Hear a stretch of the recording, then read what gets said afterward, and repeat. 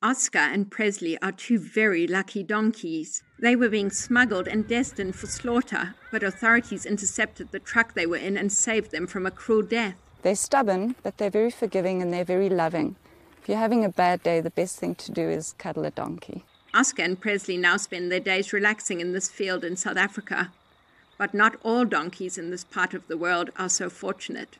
It all started a few years ago when, unable to farm the 5 million donkeys needed annually to make a traditional medicine known as Ejiao, China started looking for the animals elsewhere, says Simon Pope, who works at British charity The Donkey Sanctuary. China had to effectively go out to the world to try and find supply to meet this massive demand for Ejiao.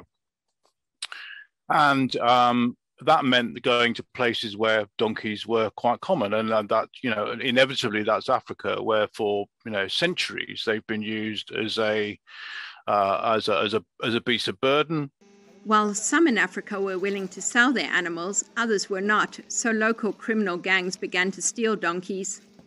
Experts say the donkeys are often killed in the most brutal way, usually knocked out with a hammer, and are sometimes even still alive when they are skinned. The Donkey Sanctuary estimates some 1.5 million of these animals are being stolen each year for their skins. But Francis Nkosi, a groom who looks after rescued donkeys, says these animals are often an important part of life for many rural Africans. If people get sick, sometimes you don't have a car, you don't have a transport, you can use the donkeys to transport some people to the hospital. Grace Delange, an inspector with the National Council of Societies for the Prevention of Cruelty to Animals in South Africa, says stolen donkeys are now being smuggled into the tiny landlocked kingdom of Lesotho, where they are killed before being sent to China. We're finding a lot of the trade is going from South Africa into Lesotho. We are not sure exactly what the link is and how they are getting it out, maybe easier from Lesotho. We've had meetings with government in Lesotho, and they are also investigating. So obviously it's going to the Chinese market. A new investigation by the Donkey Sanctuary and researchers at the University of Oxford found in May that the illegal trade also acts as a conduit for the smuggling of critically endangered wildlife. Pangolin scales, ivory, and abalone have all been found hidden in shipments of donkey skins, as have illicit drugs.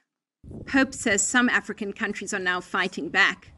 Tanzania announced a ban last month, saying its donkeys were at risk of extinction. But what we're beginning to see now is a much more of a concerted pushback.